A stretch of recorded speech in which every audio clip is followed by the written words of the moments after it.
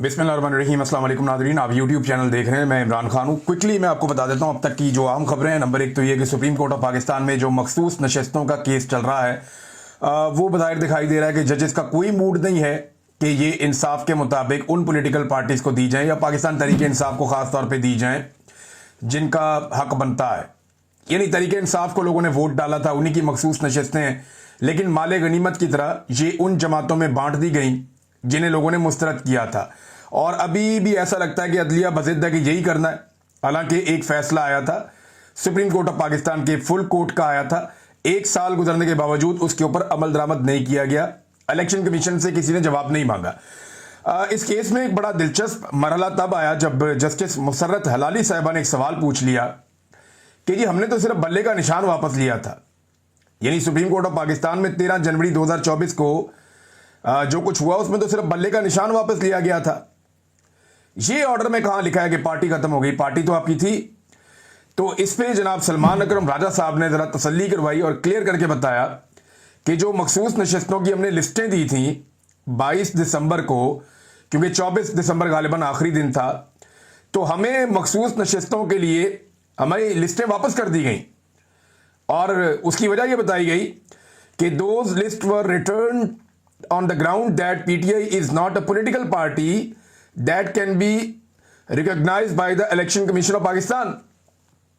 कि पीटीआई एक ऐसी सियासी जमात ही नहीं है जिसे इलेक्शन कमीशन ऑफ पाकिस्तान जो है वो रिकॉग्नाइज करता हो। ये कहकर हमारी मखसूस नशस्तें वापस कर दी गई 13 जनवरी के फैसले से पहले ही।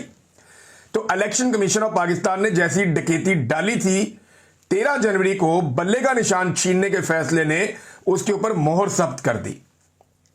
ये सारी ज्यादती देखें पाकिस्तान तरीके इंसाफ को जजेस कहते हैं आपने ये छोटा सा नुक्ता मिस कर दिया, ये छोटी सी चीज मिस कर दी। ओ भाई जंग लगी हुई थी उस वक्त पाकिस्तान तरीके इंसाफ के खिलाफ। जो बंदा बाहर आता था उसको उठा के जेल में डाल देते थे, जो बंदा नजर आता था उसको अगवा बराए बयान कर देते थे, लापता कर देते थे, एजेंसियां उठा के ले जाती थी। लोगों की चादर और चार दीवारी का तकद्दुस पामाल हो रहा था। एक जंग जैसी कैफियत में इमरान खान साहब की पार्टी ने इलेक्शन लड़ा है। अब उस पार्टी को कहते हैं जनाब आप जब गए तो आपने ये नुक्ता क्यों मिस कर दिया, वो क्यों मिस कर दिया। भाई नॉर्मल हालात में वुकला इतना काम नहीं कर सकते जितना जंग ज़दा हालात में पाकिस्तान तरीके इंसाफ ने ना सिर्फ इलेक्शन लड़ा बल्कि फस्तायत का सामना भी किया। लेकिन ये हम सब जानते हैं कि पाकिस्तान की अदलिया क्या सोच रही है। वहां पर सलमान अकरम राजा साहब ने एक और बड़ी इंपॉर्टेंट बात की, ये बड़ी मजेदार बात है और इस पे जस्टिस अमीनुद्दीन साहब ने एक लुकमा भी दिया, लेकिन मैं ये चीज आपके सामने रखना चाहता हूं। उन्होंने कहा जी मैं कभी ख्वाब भी नहीं देख सकता था कि मुझे 1,60,000 वोट मिल जाएंगे।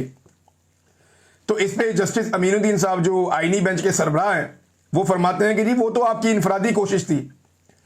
इन्होंने कोशिश की कि सलमान अकरम राजा साहब को खुश करके उनके खाते में डाल दो कि 1,60,000 वोट आपको मिले, तो आपकी इनफरादी कोशिश थी। जस्टिस अमीनुद्दीन साहब पाकिस्तान के किसी भी एक हल्के में आप जाके अपनी इनफरादी कोशिश करके देख लें, ये 1,60,000 वोट की बात हो रही है, आपको 16,000 वोट नहीं मिलेंगे। ये मैं लिख के देने के लिए तैयार हूं। इनफरादी कोशिश ऐसे होती है। इस पे फिर गलतफहमी दूर की सलमान अकरम राजा साहब ने उसी अदालत में वहीं पे खड़े होकर वहीं पे उन्होंने जवाब दिया। उन्होंने कहा जी मेरी कोशिश नहीं थी, मैंने सिर्फ इतना कहा था हल्के में जाके कि पीटीआई का उम्मीदवार हूं, मुझे इमरान खान ने भेजा है और मुझे 1,60,000 वोट मिल गए। ये उन्होंने जज साहब की गलतफहमी वहां पे दूर कर दी। एक और डेवलपमेंट यह है कि इमरान खान साहब के खानदान ने एक बड़ा फैसला किया है। इमरान खान साहब की बहनें ये कहती हैं कि इमरान खान के तो हाथ बंधे हुए हैं। हम जब जेल में जाते हैं तो अब 2 बहनों को ही इजाजत है। आहिस्ता आहिस्ता इमरान खान को तनहा कर दिया गया है, बाकी लोगों को मिलने नहीं दिया जाता। तो 2 तरह के पैगामात इमरान खान साहब बाहर भेजते हैं। एक जो अवाम के लिए, जो पब्लिक ओपिनियन के लिए वो भेजते हैं कि जनाब ये इमरान खान का मौक़िफ़ है इन मामलात पे। और दूसरा इमरान खान साहब जो पैगाम भेजते हैं वो अपनी पॉलिटिकल पार्टी के लिए जो अहकामात भेजते हैं या इंस्ट्रक्शंस भेजते हैं कि जी अब ये करना है, अब ये करना है, अब ये करना है।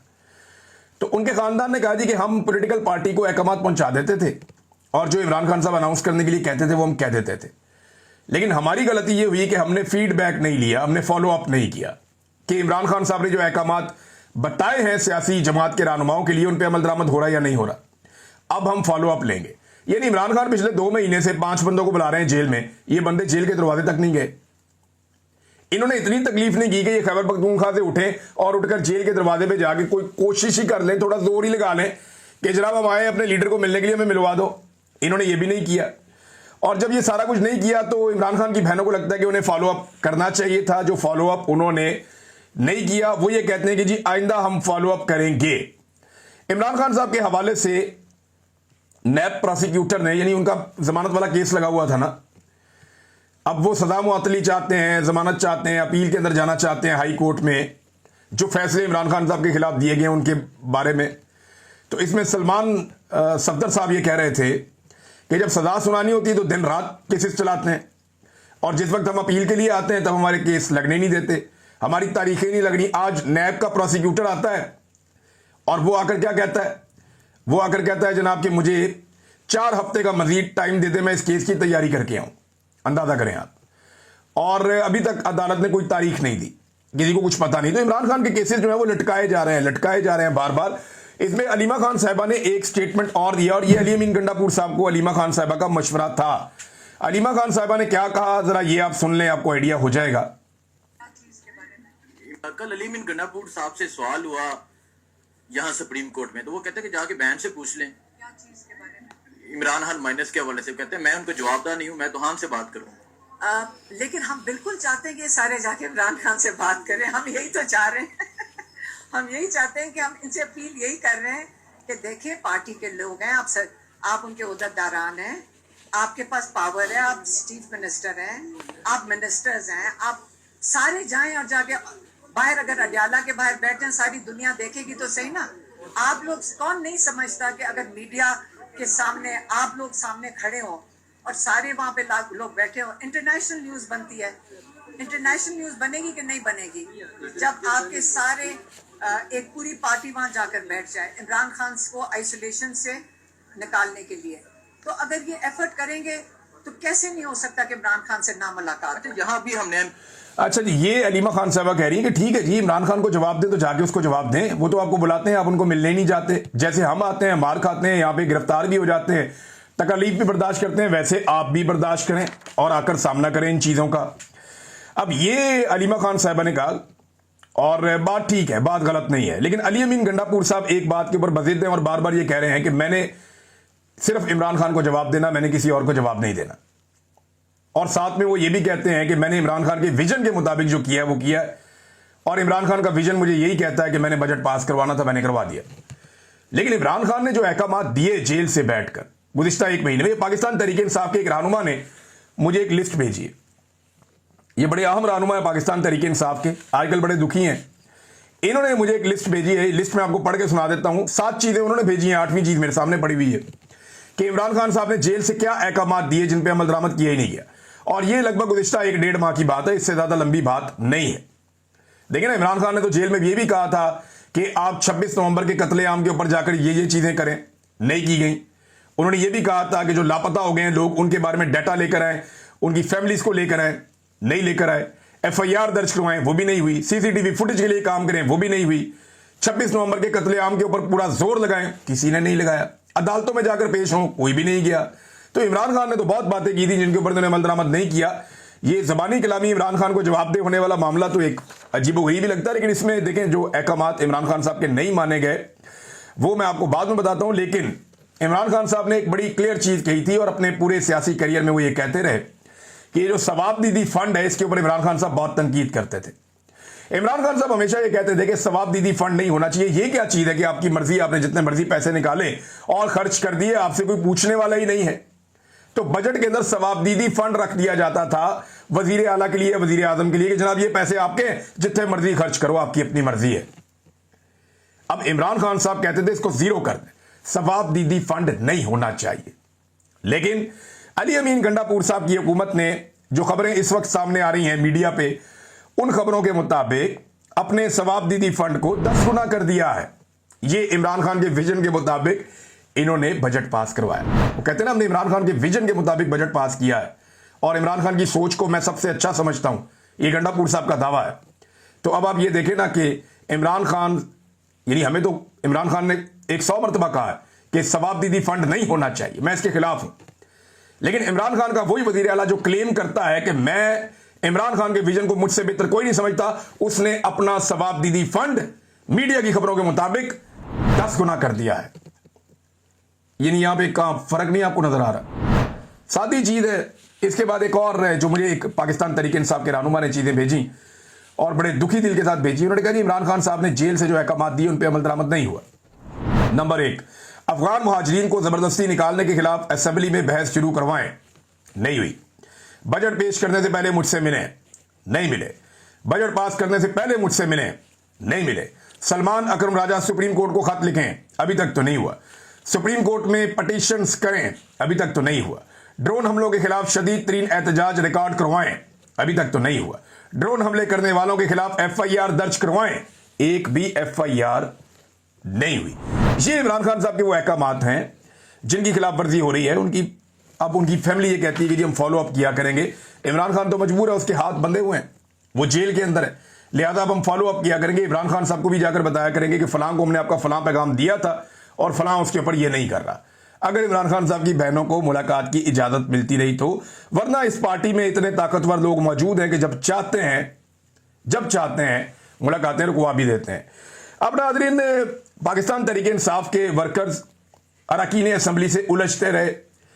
जब अरकान असम्बली पहुंचे इस्लामाबाद में, और क्योंकि देखें बजट के मामले के ऊपर मुशावरत इमरान खान साहब से नहीं हुई और अचानक से बजट पास हो गया, इस पर अवाम को बड़ा गुस्सा है और वर्कर जो है वो उलझ रहे हैं कि जनाब आपने ये काम क्यों किया। उमर यूब और अली अमीन वगैरह गए भी अडियाला जेल में।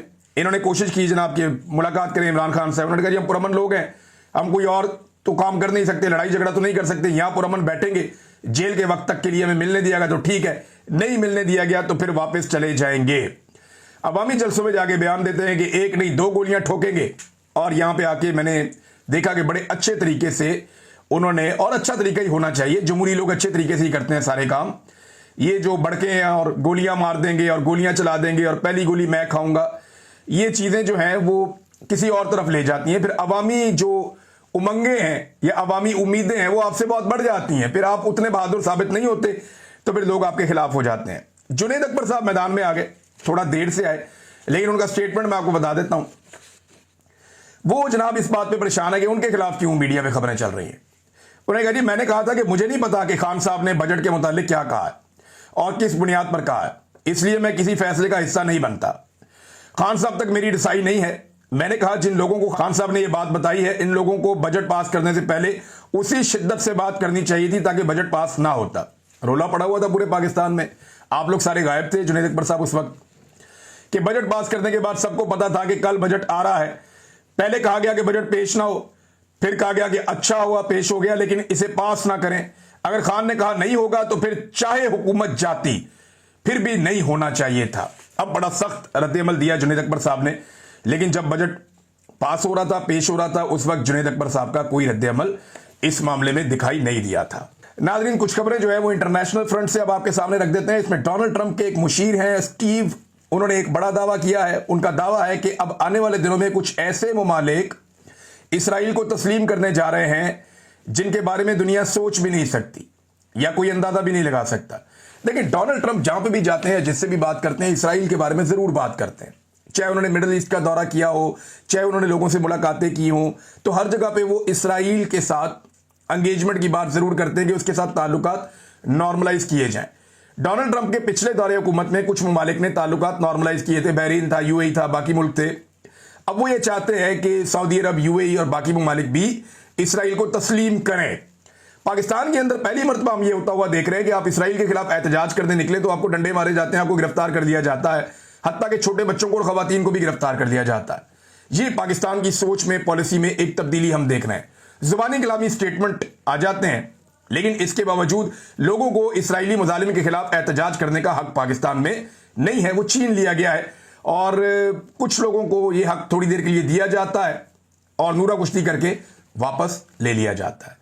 तो ये सिंपल चीज है, इसे हमें समझना पड़ेगा कि ये मुमकिन नहीं है कि आसिम मुनीर साहब की मुलाकात हुई हो डोनाल्ड ट्रंप से और उस वक्त ईरान की और इसराइल की जंग चल रही हो और डोनाल्ड ट्रंप ने यह बात ना की हो कि इसराइल को पाकिस्तान तस्लीम करे।